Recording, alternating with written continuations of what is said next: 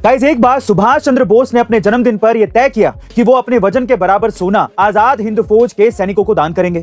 और उस दिन नेताजी को पूरे 80 किलो सोने से तोला गया था। लेकिन दुर्भाग्य से उसी साल जापान में एक प्लेन दुर्घटना में उनकी मौत हो गई, जिसके कुछ सालों बाद जापान सरकार ने नेताजी का सारा सामान, जिसमें वो 80 किलो सोना भी शामिल था, वो उस समय की नेहरू सरकार को सौंप दिया था। लेकिन जब मोरारजी देसाई की सरकार आई तो उन्होंने नेताजी का वो सामान चेक किया तो उसमें सिर्फ 11 किलो ही सोना निकला, यानी कि नेताजी का बाकी सोना गायब था। और जब मोरारजी सरकार ने इसकी जांच की तो पता चला कि आईएनए के 2 मेंबर्स राममूर्ति और एसए अय्यर ने नेहरू सरकार को कई बक्से सौंपे थे, जिसमें काफी मात्रा में सोने के जेवरात थे। और तब से यह सवाल लोगों के लिए एक राज बना हुआ है कि आखिरकार नेताजी का वो सोना सरकार के खजाने से आखिर गया कहां।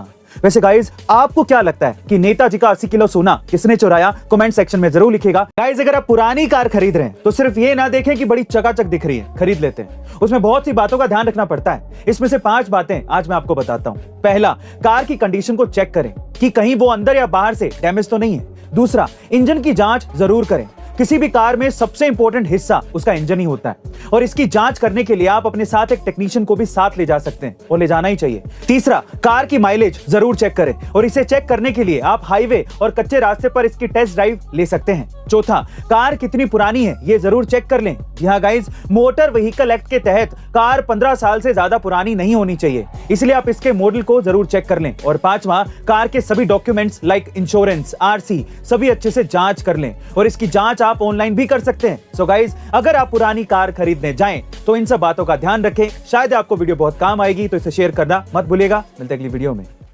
गाइस, एलोन मस्क एक ऐसे रेवोल्यूशनरी इंसान है जिन्होंने इस दुनिया को टेस्ला के जरिए ईवी टेक्नोलॉजी दी, स्पेसएक्स के जरिए लोगों को चांद तक पहुंचाया, वहीं हाइपरलूप और स्टारलिंक जैसी टेक्नोलॉजी से लोगों को सुपरसोनिक स्पीड और फास्टेस्ट इंटरनेट से जोड़ा। पर गाइस, ये सब उन्होंने किया उनके कुछ सक्सेस सीक्रेट से, जिन्हें उन पर लिखी हुई किताब एलोन मस्क के सक्सेस सीक्रेट में भी बताया गया है, जिसकी ऑडियो बुक आप कुकू एफएम पर सुन सकते हैं। इस ऑडियो बुक में बताया गया है कि कैसे आप एलोन मस्क की तरह फ्यूचर विजनरी बन सकते हैं। वहीं अब कुकू एफएम पर 1 मिलियन से ज्यादा पेड सब्सक्राइबर्स हो चुके हैं, जहां 3000 से ज्यादा ऑडियो बुक्स और 1000 से ज्यादा आवर्स की कंटेंट लाइब्रेरी भी अवेलेबल है, जिसमें आप कहीं भी, कभी भी और कम से कम टाइम में कुछ भी सुन सकते हैं। वहीं सबसे अच्छी बात यह है कि आपको इसके सब्सक्रिप्शन पर अभी A2M50 कोड यूज करने पर पूरे 50% का डिस्काउंट मिल जाएगा। पर याद रखिएगा कि ऑफर सिर्फ पहले 250 यूजर्स के लिए, तो जल्दी कीजिएगा।